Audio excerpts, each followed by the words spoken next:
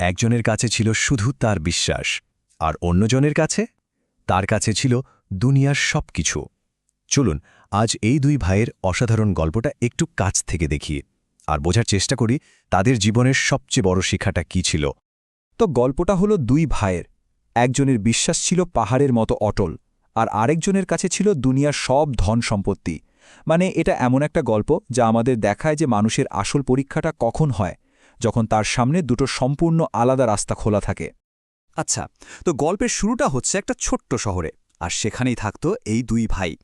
পাশাপাশি বাড়িতে থাকতো ঠিকই, কিন্তু তাদের দুজনের দুনিয়া ছিল একদমই আলাদা। তো একদিকে ছিল বড় ভাই করিম, খুবই ধার্মিক আর অসম্ভব ধৈর্যশীল একজন মানুষ, দিনমজুরের কাজ করত।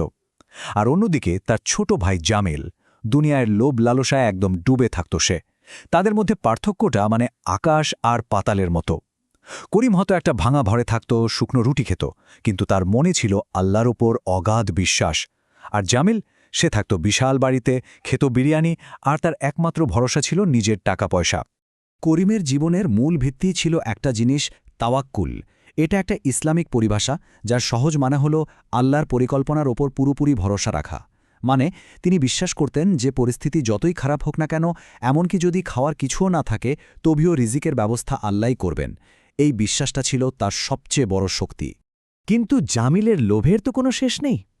এবার তার চোখ পড়ল বড় ভাইয়ের শেষ সম্বলটুকুর উপর, তাদের পৈতৃক সূত্রে পাওয়া এক টুকরো জমি। জামিল কিন্তু সুযোগ পেলেই করিমকে তার দারিদ্র্য নিয়ে খোঁটা দিত, বলতো, কি হলো তোমার আল্লাহর, মনে হয় তোমায় ভুলেই গেছে। এই বিশ্বাস দিয়ে তো আর পেট ভরবে না, এই বলে প্রায় পানির দামে জমিটা কিনে নিতে চাইত। মানে তার কথাগুলো ছিল সোজা করিমের বিশ্বাসের মূলে আঘাত করার মতো।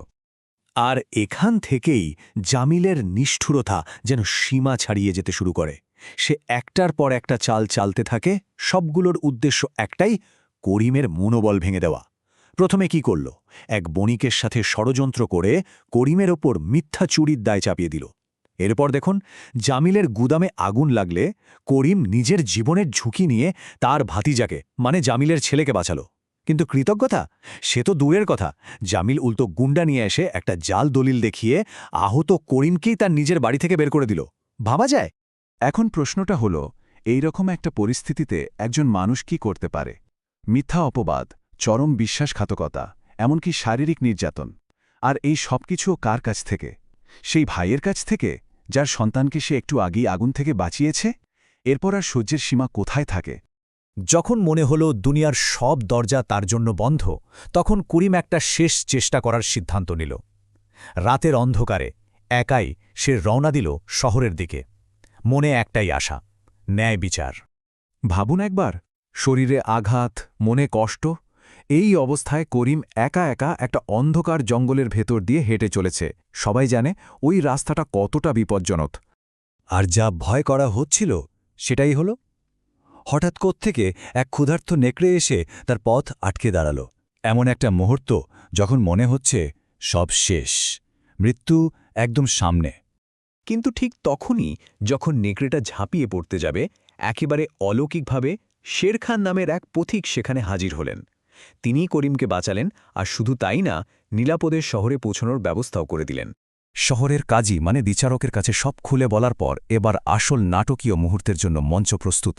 ঘটনা এবার গ্রামে ফিরে আসছে, যেখানে সত্য আর মিথ্যার শেষ বোঝাপড়া হবে। আর এদিকে গ্রামে কি হচ্ছে? জামিল তখন করিমের স্ত্রী আর সব জিনিসপত্র বাড়ি থেকে বের করে রাস্তায় ছুঁড়ে ফেলছে। আর ঠিক সেই মুহূর্তে রাজকীয় একটা শোভাযাত্রা নিয়ে গ্রামে প্রবেশ করলেন কাজী, আর তার সাথেই বিজয়ের বেশে ফিরে এলো করিম। এরপর কাজী সবার সামনে দুটো দলিল তুলে ধরলেন, আর সাথে সাথেই জামিলের সব জারিজুরি ফাঁস হয়ে গেল। একটা ছিল জামিলের বানানো জাল উইল, আর অন্যটা তাদের বাবার রেখে যাওয়া আসল উইলটা। পুরো গ্রামের মানুষ দেখল সত্যিটা কি। এরপর ন্যায় বিচার হতে এক মুহূর্তও দেরি হল না। যে কর্মকর্তা দুর্নীতিতে সাহায্য করেছিল তাকে পদ থেকে সরানো হল, শাস্তি দেওয়া হল। যে ব্যবসায়ী মিথ্যা সাক্ষ্য দিয়েছিল তাকে করিমকে ক্ষতিপূরণ দেওয়ার হুকুম দেওয়া হল। আর জামিল, তার সব সম্পত্তি বাজেয়াপ্ত করে তাকে জেলে পাঠানোর রায় হল। প্রত্যেকে তাদের কাজের ফল পেল। কিন্তু গল্পের সবচেয়ে অবাক করা মোড়টা আসে এরপর। করিম, যার উপর এত অত্যাচার হয়েছে, সে কাজীর কাছে তার ভাইয়ের জন্য ক্ষমা চাইল। বলল, সাপের কাজ কামড়ানো, কিন্তু মানুষের কাজ তো দয়া দেখানো। আমিও যদি প্রতিশোধ নিই, তাহলে ওর আর আমার মধ্যে তফাৎটা কি থাকল? এটা সত্যি এক অবিশ্বাস্য মহানুভবতা। ভাবছেন গল্প এখানেই শেষ? একদমই না। কাজী জানালেন তাদের বাবার রেখে যাওয়া আরও একটা গোপনীয়তা আছে, একটা শেষ উইল। তাদের বাবা একটা অনুর্বর মূল্যহীন জমি রেখে গিয়েছিলেন, কিন্তু তিনি উইলে লিখে গিয়েছিলেন এই জমিটা পাবে সেই ছেলে যে তার নীতিতে অটল থাকবে। আর কাকতালীয়ভাবে একটা নতুন খাল প্রকল্পের জন্য সেই জমির দাম এখন হাজার হাজার মোহর। আর সেই জমির একমাত্র মালিক হল করিম, যেন তার ধৈর্য আর বিশ্বাসের এক ঐশ্বরিক পুরস্কার। গ্রামের সবচেয়ে ধনী ব্যক্তি হওয়ার পর করিম কি করল?